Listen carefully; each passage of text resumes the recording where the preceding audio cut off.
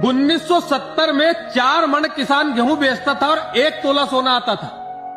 मतलब कि 1 quintal 60 kilo, 1 मन में 40 किलो गेहूं होते हैं, तो 1 तोला सोना आता था 4 मन गेहूं।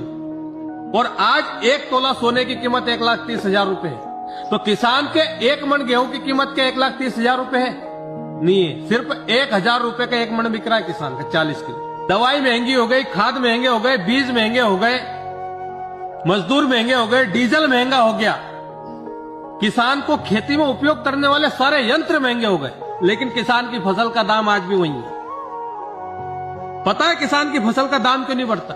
कहते हैं कि किसान की फसल अगर महंगी हो गई, गेहूं महंगा हो गया, चना महंगा हो गया, मूंग महंगा हो गया, मक्का महंगी होगी, तो गरीब क्या खाएगा? आलिया मालिया जैसे इस देश का पैसा लेके भाग जाते हैं और गरीबों को खिलाने का ठेका सिर्फ किसान पर थोप दिया जाता है, कर्जदार किसान पे।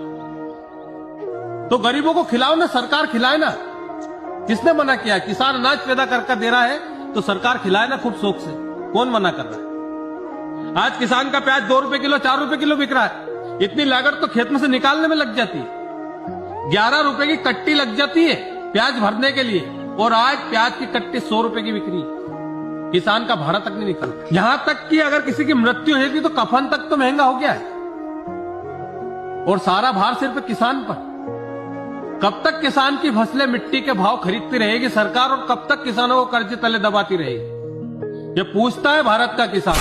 हम मेहनत कश इस दुनिया से जब अपना हिस्सा मांगेंगे, एक बाग नहीं।